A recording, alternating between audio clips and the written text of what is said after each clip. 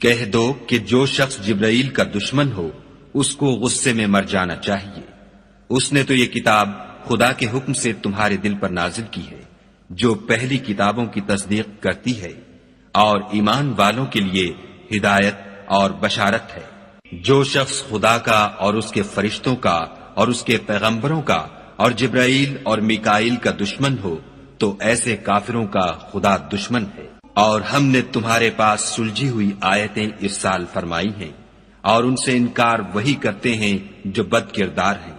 ان لوگوں نے جب جب خدا سے عہد واثق کیا تو ان میں سے ایک فریق نے اس کو کسی چیز کی طرح پھینک دیا۔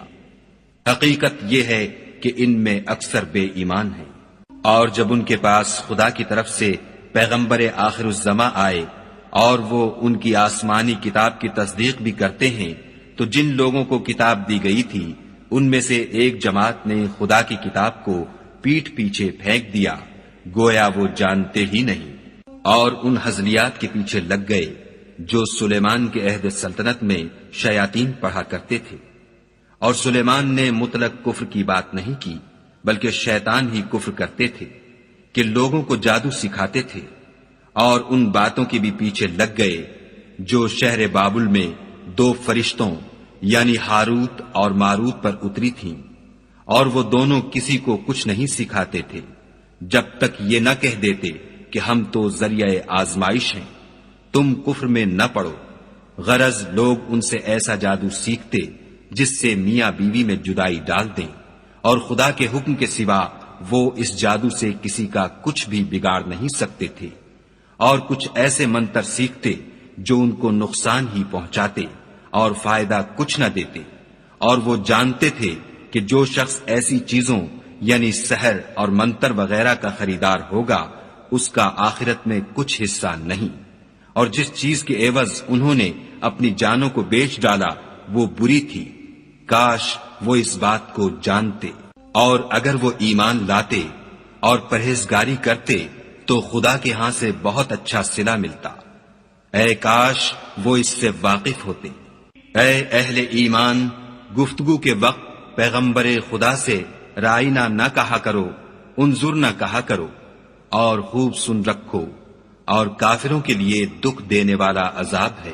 جو لوگ کافر ہیں اہل کتاب یا مشرک وہ اس بات کو پسند نہیں کرتے کہ تم پر تمہارے پروردگار کی طرف سے خیر و برکت نازل ہو، اور خدا تو جس کو چاہتا ہے اپنی رحمت کے ساتھ خاص کر لیتا ہے، اور خدا بڑے فضل کا مالک ہے۔ ہم جس آیت کو منسوخ کر دیتے یا اسے فراموش کرا دیتے ہیں تو اس سے بہتر یا ویسی ہی اور آیت بھیج دیتے ہیں۔ کیا تم نہیں جانتے کہ خدا ہر بات پر قادر ہے؟ تمہیں معلوم نہیں کہ آسمانوں اور زمین کی بادشاہت خدا ہی کی ہے، اور خدا کے سوا تمہارا کوئی دوست اور مددگار نہیں۔ کیا تم یہ چاہتے ہو کہ اپنے پیغمبر سے اسی طرح کے سوال کرو جس طرح کے سوال پہلے موسیٰ سے کیے گئے تھے؟ اور جس شخص نے ایمان چھوڑ کر اس کے بدلے کفر لیا وہ سیدھے رستے سے بھٹک گیا۔ بہت سے اہل کتاب اپنے دل کی جلن سے یہ چاہتے ہیں کہ ایمان لا چکنے کے بعد تم کو پھر کافر بنا دیں، حالانکہ ان پر حق ظاہر ہو چکا ہے۔ تو تم معاف کر دو اور درگزر کرو یہاں تک کہ خدا اپنا دوسرا حکم بھیجے۔ بے شک خدا ہر بات پر قادر ہے۔ اور نماز ادا کرتے رہو اور زکوٰۃ دیتے رہو، اور جو بھلائی اپنے لیے آگے بھیج رکھو گے اس کو خدا کے ہاں پالو گے۔ کچھ شک نہیں کہ خدا تمہارے سب کاموں کو دیکھ رہا ہے۔ اور یہودی اور عیسائی کہتے ہیں کہ یہودیوں اور عیسائیوں کے سوا کوئی بہشت میں نہیں جانے کا، یہ ان لوگوں کے خیالات باطل ہیں۔ اے پیغمبر ان سے کہہ دو کہ اگر سچے ہو تو دلیل پیش کرو۔ ہاں، جو شخص خدا کے آگے گردن جھکا دے یعنی ایمان لے آئے اور وہ نیکوکار بھی ہو تو اس کا صلہ اس کے پروردگار کے پاس ہے، اور ایسے لوگوں کو قیامت کے دن نہ کسی طرح کا خوف ہوگا اور نہ وہ غمناک ہوں گے۔ اور یہودی کہتے ہیں کہ عیسائی رستے پر نہیں، اور عیسائی کہتے ہیں کہ یہودی رستے پر نہیں، حالانکہ وہ کتاب الہی پڑھتے ہیں۔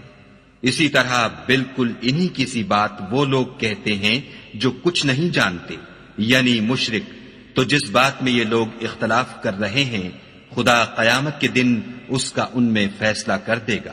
اور اس سے بڑھ کر ظالم کون جو خدا کی مسجدوں میں خدا کے نام کا ذکر کیے جانے کو منع کرے اور ان کی ویرانی میں سائی ہو۔ ان لوگوں کو کچھ حق نہیں کہ ان میں داخل ہو مگر ڈرتے ہوئے۔ ان کے لیے دنیا میں رسوائی ہے اور آخرت میں بڑا عذاب۔ اور مشرق اور مغرب سب خدا ہی کا ہے، تو جدھر تم رخ کرو ادھر خدا کی ذات ہے۔ بے شک خدا صاحب وسعت اور باخبر ہے۔ اور یہ لوگ اس بات کے قائل ہیں کہ خدا اولاد رکھتا ہے، نہیں، وہ پاک ہے، بلکہ جو کچھ آسمانوں اور زمین میں ہے سب اسی کا ہے اور سب اس کے فرما بردار ہیں۔ وہی آسمانوں اور زمین کا پیدا کرنے والا ہے۔ جب کوئی کام کرنا چاہتا ہے تو اس کو ارشاد فرما دیتا ہے کہ ہو جا، تو وہ ہو جاتا ہے۔